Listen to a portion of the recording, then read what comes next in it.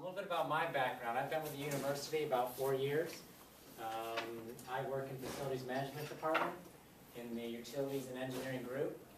My title is actually energy manager. I'm sure a lot of you are wondering why is the energy manager here to talk about stormwater. Well, until about 2 months ago, we did not have a civil engineer on staff. 2 months ago, we hired Ryan Lavender from the consulting world as our civil engineer, and he is getting up to speed. He's already made tremendous strides in the first few months about stormwater and all the other civil perspectives we have here on campus. So, you know, until we got him, it was kind of a team approach. We all were helping out on the civil side. I happened to get stormwater, so I've kind of come up to speed on stormwater. Another way we handle stormwater, since we didn't have the in-house civil engineer, was we used consultants. James Caldwell here is from Eco Engineering. Eco Engineering is a division of John R. McAdams' company in Durham. Their specialty is stormwater and environmental consulting. So James has been deeply entrenched in stormwater on campus, and he's going to be doing a lot of the discussion about regulations and stuff. We're going to use a team approach. We've all got a few things to say. This is a good group. We want this informal. Please ask questions, anything you have. We'll be happy to answer them. A little bit about what we're going to talk about. We're going to give you a little overview on stormwater, talk about some of the background, City of Durham ordinances, some stream buffer regulations where we see, I believe there's some future regulations that are due to come out, I think, this next summer. Talk a little bit about the history of stormwater at Duke, and then a little bit about the regional approach as to how we're handling some of the water quality issues on campus. Okay, a little bit on the overview. So stormwater is one of 5 central utilities managed and maintained by the university. So what does that mean? We treat stormwater pretty much like we treat electricity, chilled water, steam, water, and sewer. So it is a utility that gets charged out to each building each month. Why do we do that? Because we are actually charged a fee by the city. They look at our impervious surface and they have a stormwater fee. We also have to maintain all the systems we have on campus, so that's how we fund some of that. City of Durham is the regulatory agency for our stormwater. We'll get into a little bit more about that. We have a stormwater impact analysis model that Eco Engineering maintains for us on campus. Any project that's constructed on campus, the impervious surface has to be run through that model. Like I mentioned, we do get a stormwater fee from the city. A little bit about the scope of impervious surface. I guess impervious surface is really the unit that drives stormwater. Main campus, we have around 1,167 acres of total total area on campus, and of that, about 35% or 405 acres are impervious. So we got a good chunk of impervious surface on main campus. The total model, though, so that would mean everything that really impacts stormwater on campus is a lot more broader, because we also have to look at everything that's draining through campus, through our streams and stuff. So that, the area of that is closer to 5,400 acres that are in this model, and 600 impervious. Questions? Okay, what does a storm system look like on campus? We've got about 32 miles of stormwater pipe out there. We've got numerous open streams and channels. We've got a lot of blue line streams. We've got several cisterns, some detention devices, and other BMPs on campus. We've got some ponds. We've got a pond. There are 4 ponds at the gardens, 3 at the golf course, 1 at Smith Warehouse. And then we've got the swamp here, a stream and wetland assessment management park. It's located on the south side of campus. That it was a joint venture between the Pratt School and Nicholas School, and we're going to get into that a little bit more. These are some pictures down there. That's the walking trail. If any of you have been down there, that is the bridge across. That is actually a dam.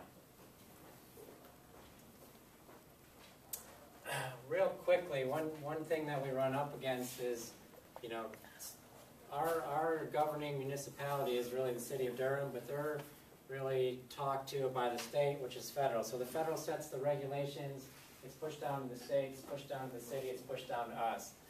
This map right here, This is just to show how really disjointed stormwater is in the state. These are all different stormwater regulations, so you can see how complex it is when you start looking at stormwater throughout the state.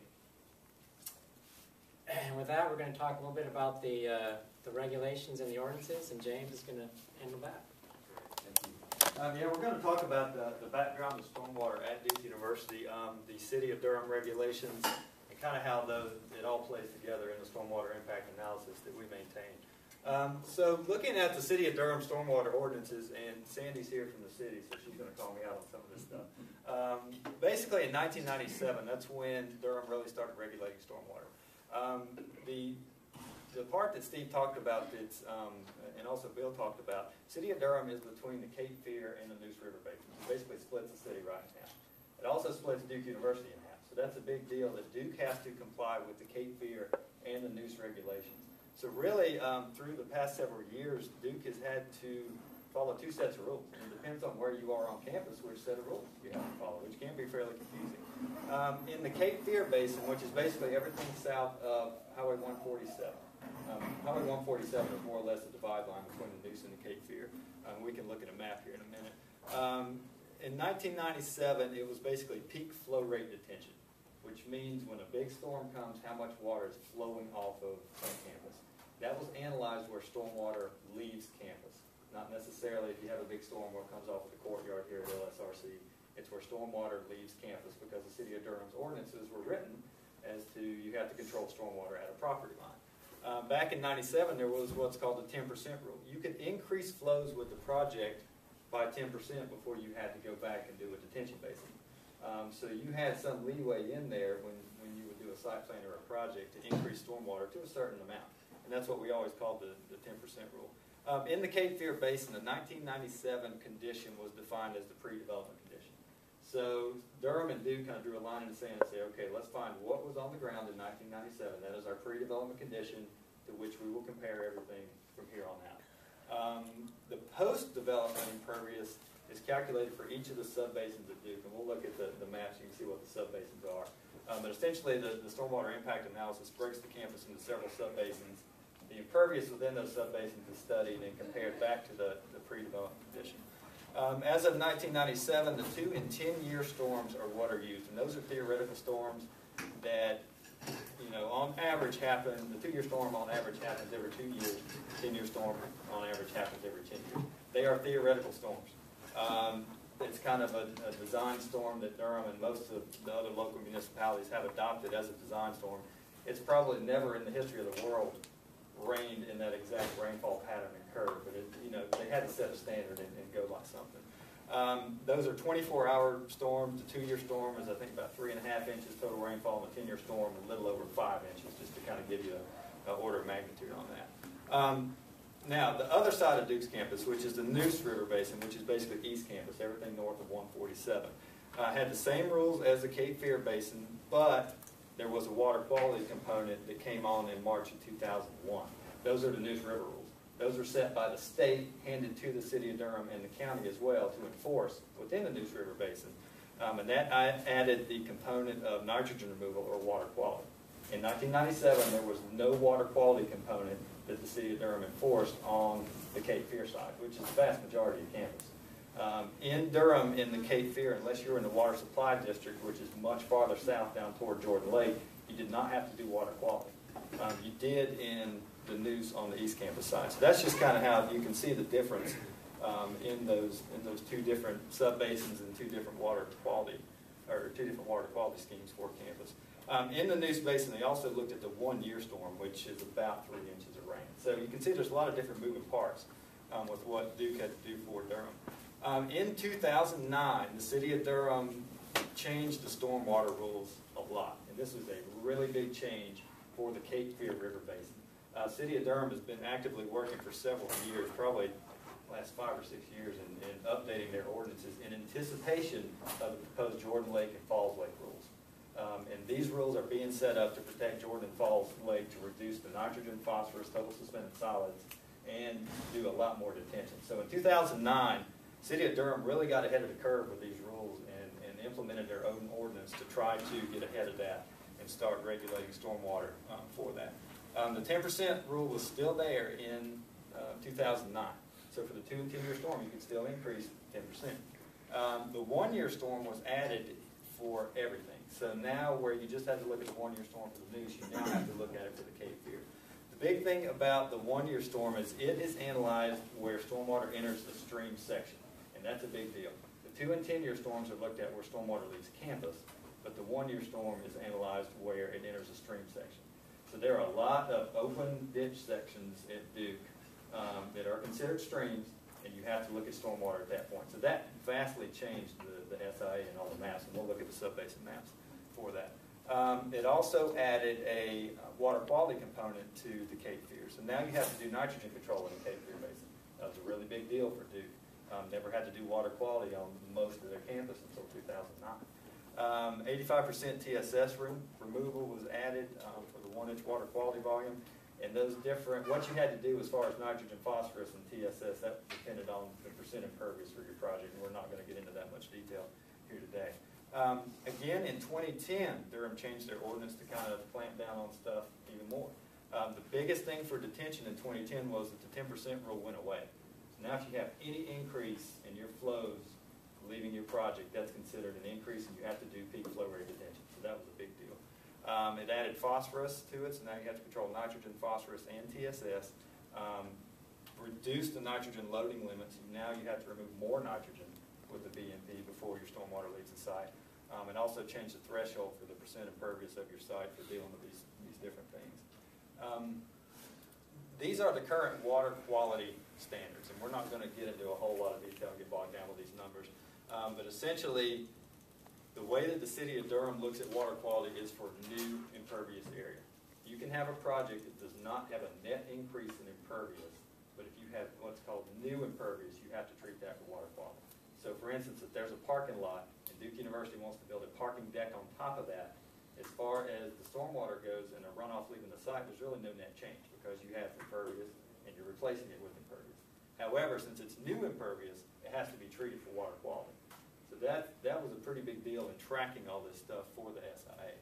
And that's kind of just a nuance of City of Durham. And City of Durham being proactive in trying to stay ahead of the curve with these Jordan Lake and Falls Lake orders and trying to help reduce those nitrogen and phosphorus loads by treating what they call new impervious, even if you're not increasing the amount of impervious area on the project.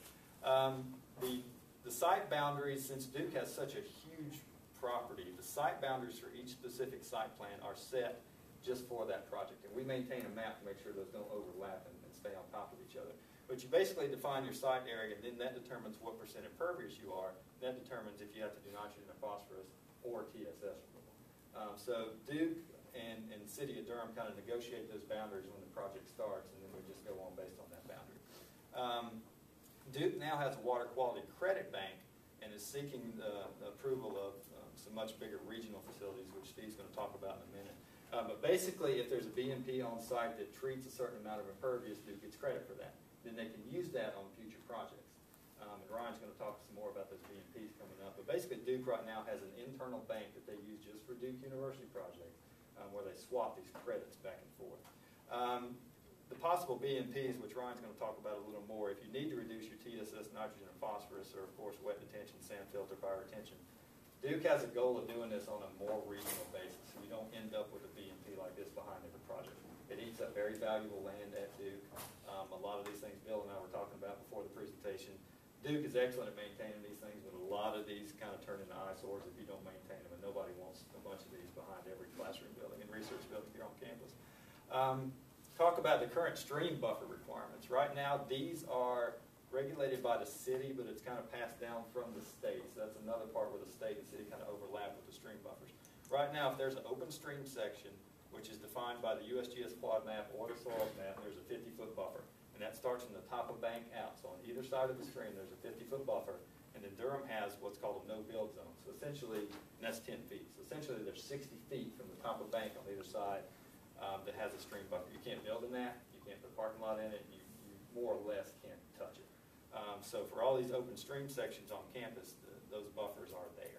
I have a question. Yeah. What happens in that 50 feet? You can build in there? You cannot build in there. You can't. So you can't build in 10 feet and then you can't build in the next 50 feet? Correct. Well, the first 50, it's basically the first 50 feet from the storm is the legal buffer. just totally nothing can go there. Right, and then there's a 10-foot no-build zone on the outside of that, which you can grade in it, you can do landscaping in it, but you can't put a parking lot or a building in it. So essentially the buffer is 60 feet.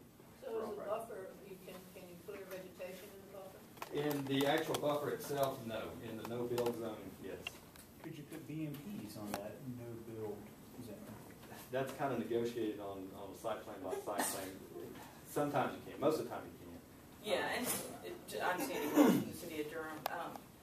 There is a fairly long and complicated table of allowed uses in the buffer that kind of sets out what's allowable with mitigation, what's exempt, what's not allowable. So there are some sort of passive recreation and some utility things that you can work through. But if you're trying to plan, say, some sort of building or something like that, it's definitely not allowed. Right. Yes, just like Sandy said, there's a multi-page document that kind of outlines what you can and cannot do, but the quick and easy answer is don't touch it. There's also the city and also the county has this, and Chris Roberts is here from the county, but he's here today. You have to provide diffuse flow for your stormwater outside of the buffer. So if you do a stormwater, or if you do a development project right here, and you have a stormwater outfall, you have to provide a level spreader or something like that to provide diffuse flow outside of the buffer, such that you don't have a storm drain pipe pointed right at the buffer that erodes the buffer out. It kind of negates the point of having the buffer there. So that's a big deal. The county was the first to do that, and the city adopted that, I think, about a year later doing that. But you have to provide diffuse flow, and that's to protect the buffer. Also, the detention of the one-year storm, which they enacted in 2009, is to protect these buffers and these stream sections so they don't erode. The TSS removal was associated with the one-year storm, and a lot of TSS or solids is because of sediment that gets into stream sections because you erode this buffer out. It's not necessarily the dirty stormwater coming off the project. It's when you have concentrated stormwater coming to the buffer that erodes the buffer out, erodes the stream section, and you get that big sediment load going downstream. And we could talk about that all day. We're not going to get bogged down in a lot of that. But that's essentially the stream buffer rules as they are right now. Future regulations, the city submitted this to DWQ, I think about 2 months ago for review. The city's ordinances are in DWQ's hands right now to approve, and that gets back to what Steve was talking about, how this gets handed down from federal to state to city. So the city has to send it back to the state to say, okay, are you guys okay with our ordinances? Does it match with what we're trying to do here? Like I said, these are based on the expected Falls Lake and Jordan Lake rules. There's no anticipated changes for peak flow rate or detention, the 1, 2, and 10-year storm. The big changes are the thresholds for land disturbance are tightened, so you can't disturb as much property before you have to do stormwater control. Phosphorus limit is actually increased in the Cape Fear a little bit and clamped down a little bit in the Neuse. And again, that's related to the Falls and Jordan Lake rules. And then again, TSS removal for all new impervious. So this is a very quick kind of highlight reel of what we anticipate for the new regs. And Sandy could stand up here all day and talk about the new regulations. So. Just a quick question about the phosphorus, make sure I'm reading that right. So in the Cape Fear, the Jordan Lake area, are we allowed to export out from my property more phosphorus or less phosphorus? When you say increase, yeah, that's a good point. This increase is in relation to the 2010 regulations. The 2010 regulations, I think, our phosphorus was 0.5. 0.5. Yeah, we had been anticipating pounds per acre per year. Yes. Yeah, we had been anticipating the Jordan rules. We kind of had it split between the Jordan and the Falls, and so they ended up with the Jordan is 0.82 and the Falls is 0.33. And so prior to the rules being enacted and finalized, we didn't know exactly what those numbers were going to be, so we kind of picked a number. But in the Jordan, the nitrogen really is what controls your BMPs. So whether it's 0.5 or 0.83 actually makes no difference on what you're putting in the ground. Like the 2.2 pounds per acre per year nitrogen will be the thing that controls how many BMPs. So the reason we changed it was just to match the rules exactly.